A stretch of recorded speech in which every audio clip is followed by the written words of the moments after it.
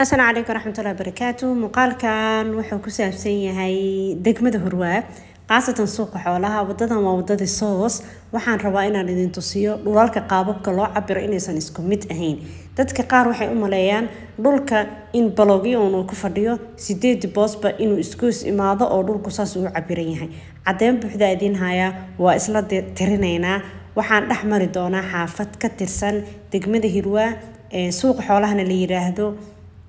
wax badan aan marka idin kugu faa'iideyn doona waxaan rajeynaa muuqaalkan inay aad u fahantaan. derbiga soos waaye, derbigan hadda idin muuqdo derbiga soos waaye. hadda leexana u fiirso waana tirinaya idinkana ila tiriya ay isla socon waxa qalda iga saxa. guriga koowaad waaye, booska koowaad waaye,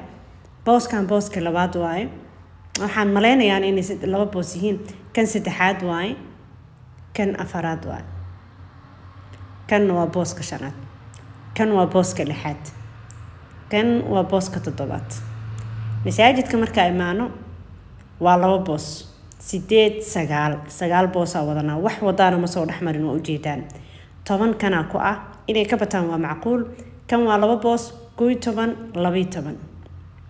12 boos 13 kan 14 15 16 17 waa 3 boos 18 19 20 kuwaana laba boos waaye 21 22 23 24 25 26 27 28 29 soddon boos oo waxaan aragnay wax jid ah uusan dhaxmarin. saani xaafada naqshadeedu ay tahay macnaha saani u dhisan tahay. kuwaana ilaa waxay tagaan suuqa waa loo tadhano ayagana xiriirto oo 12 boos ah. hadda waxaan soo marnay derbiga soos waxa isgoys u ah meeshan hadda ilmaha taagan yihiin ina ilmaha wajiyadooda ku qabtaa diidanahay. wadadan suuqay tagtaa, derbiga soos ay ka soo leexataa. derbiga soos marka aan ka soo leexanay ilaa isgoyskan ilmaha hadda ay taagan yihiin labada kadigan soo jeedka iyo kadigan kaleetaba wax jid ah oo dhaxmaray ma jirin. waana 22 boos oo labada dhinac ah. 22 ma baahan 30 boos ka dhignay. 30 boos laga yaabay inay ka bataan. boosaska qaar ay igala weynaa boos oo aan isdhihi karaa laba boos oo isku dhagan waaye. intaas oo dhan waxay noqdeen 30 boos iyo 30 boos oo iska soo horjeedo oo jidka hormaraya ma ahana jid kale oo goynayo oo dhaxmaraya uusan jirin. dhulku waa dhul sharciya siyaad bara ah oo basiib aan ahayn cabirna ah. marka waxa fahantaan magaalada naqshadan 8 boos oo kala jeesanayso waqtiyadan baa laga yaabaa inay yimaadeen laakiin dhulalka qaar saas uma naqshadeysno. dhulkan hadda banaan oo arkaysaan waa dhulka warshada gowraca ee suuqa xoolaha. anaga waxaan maqalnay inta badan xaafadan in la dhigi jiray ama meeshaan inay ahayd warshada dhiigga lagu yaqaanaa. dhalinyarada ku kortay kuwa magaalada ku nool inta badan waxay u yaqaanaa warshada dhiigga laakiin magaca rasmiga warshada gowraca. warshad gowrac bay ahayd xilligii dawladda dhexe ee siyaad bare. hadda laakiin wuxuu noqday dhul sharciya oo la sharciyay dib loo sharciyay oo wuxuu ka mid noqday dhulalka magaalada la sharciyaynayo. dhulkan marka warshada gowraca kuma soo bixin noolo osto asaga ma ku soo bixin laakiin wuxuu ku soo baxay saxiix gudoomiyaha gobolka oo ku soo baxay. macnaha kamaaran warshadii ama wasaaradii lahayd oo ay hoos tageysay warshadan gowraca iyo wuxuu wataa waraaqdii gudoomiyaha gobolka Banaadir oo ku saxiixnaa oo cadeynaysay dhulkan in dib loo sharciyeeyay warshada gowracan inay ka koobneed 121 boos. 121 boosna la sharciyeeyay la iibiyay wax ka baxsan aysan jirin. 121 boos oo gudoomiyaha saxiixay hal boos lagu ma dari karo. dhismaha ku wada socdo waa la wada dhisayaa. qaybta suuqa xigtay waaye, qayb suuq ahaana loo diyaarinayaa, qaybna deegaan ahaana loo diyaarinayaa. dhulkan marka waa dhulkii warshada gowraca ee suuqa xoolaha waa u taqaanaan warshada dhiigga oo biagmalihi dhammaantiisba bannaan. inta hadda la dhisayo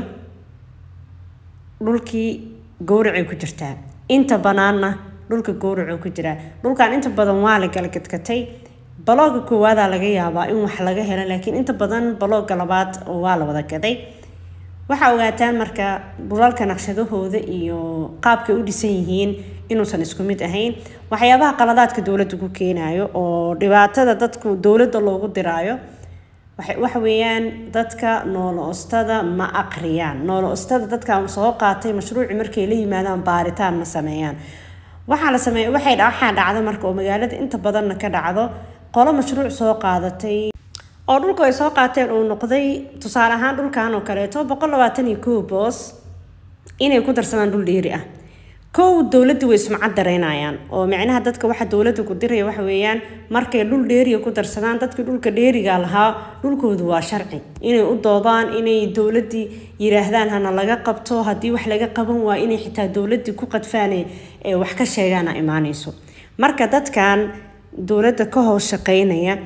marka koowaad sharafta dawladda way macnaha shacabka way ku direen oo shacabkii dawladda iska hor keeneen marka labaad gobolka banaadir ee dukumentiyada laga bixiyana way ceebeeyeen oo waxay ku ceebeeyeen gobolka waxa la rabaa wax walba uu qabanayo inuu ku qabto calal cayn aragti macnaha inuu dhaho meeqa boos soo qaadatay 121 boos 121 daas boos hal sentimo lagu darayo oo sida loo siiyo 121 boos oo sharciga madaxweynaha qofkan uu ku soo qaatay mid saddexaad ee ceebta u keeni karaan waxay tahay tusaalaan ka wadaya mid saddexaad oo ceebta u imaan karta wax weeyaan nootaayada dhulka lagu sharciyay waxa laga yaabaa dhulkaas in lagu sharciyo nootaayo weyn oo sumcad iyo magac iyo sharaf leh nootaayada in loo hoosgeliyo nootaayada dabcan wixii oo cadday oo ay og tahay ma aqbalayso laakiin nootaayada in loo hoosgeliyo dukumentiyo badan oo gobolka laga keenay lagu dhaxqaldo wixii dadka saas wax looga iibiyo hadhow qofkan wax iibsaday waxa uu iibsaday inuusan ka mid ahayn dhulkii dawladda dhulka baxsan oo dad kale yeelan karaan inuu noqdo in wadooyinka cabirka ay yihiin la qayaano in musuqmaasuqa magaalada ka jiro wallahi hadaa dhahno waa ka hadlaynaa leelan wanahaaran hadal waa wadaynaa laakiin wax caadi ma ahan waxaan marka in inta laga baraarugo bulshada laga baraarujiyo dawladda iyo shacabka aan la isku dirin nootaayoyinka aan la sumcad tirin gobolka banaadir sharciyada lagu bixiyo aan la bahdilina fiican oo de wadanku uu noqdo wadan sharci iyo kala dambeyn leh taasna waxay ku dhici kartaa in la xisaabtamo dadka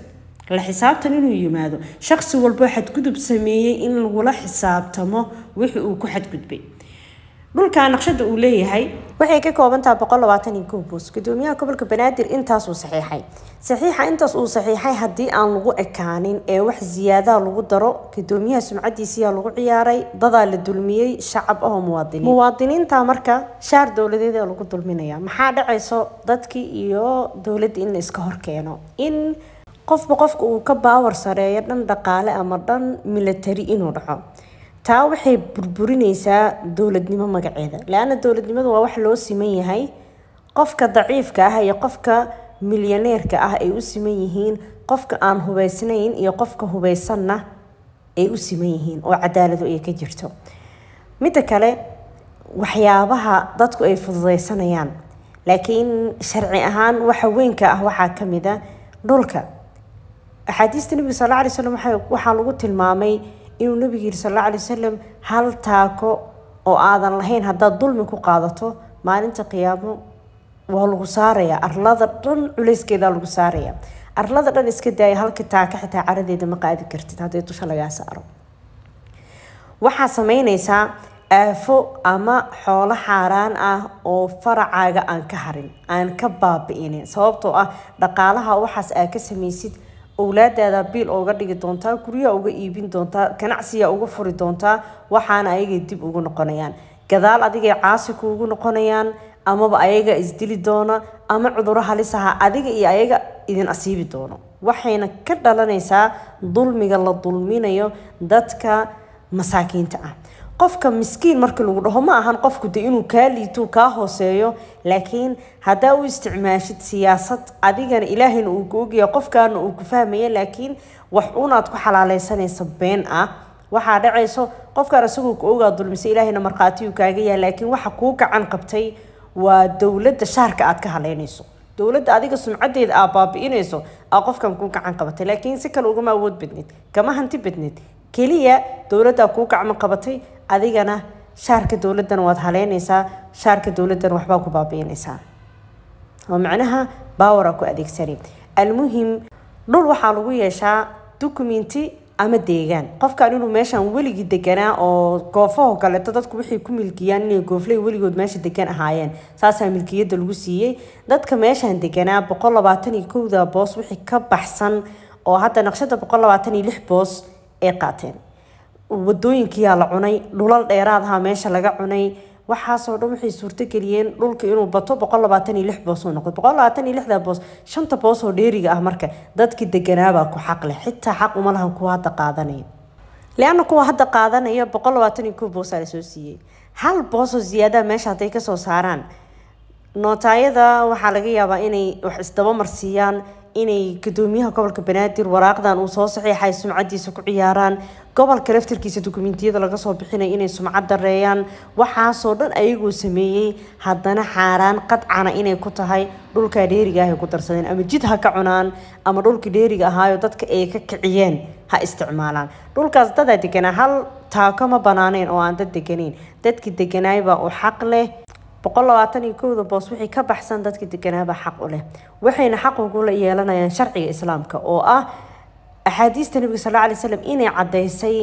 dhulka waxa lagu yeesho waa deegaameyn qofka deegaameeya dhul iskala dhul waxa leh ninka noolaysto dada u noolaa oo meeshan ku soo dhaqma 40 sano 35 sano ku soo noolaa waa laga jijibiyay nin maanta yimid dhulkii la soo siiyo dhul ahayn ku darsaday qofkii deganaan uu ka kiciyay $10 lagama siinin lagama iibsanin asagii looma deynin cadaalad dartii ugu xumeed bay dabaalanayaan dadka mashruucyada dhulalka soo qaato laakiin wallahi wax ay aad uga shalayaan bay noqon doontaa adduunyo aakhiro waan u fadhinaa hadii aan noolaano caaqibadooda meesha ku wada dambayso annagana ilaahay hortiisa iyo haddaba marqaatiya ka nahay waxa dhacaya inaysan wax saxan ahayn laakiin dulmi badan inuu jiro yawm min al-ayaamna la soo qaban doono باورك iyo awoodda waxa siinaya dadka waa caafimaadka kaliya caafimaadkaas oo laga qaado dhib oo dhan kuugu filan qof walba oo qof dulmiyo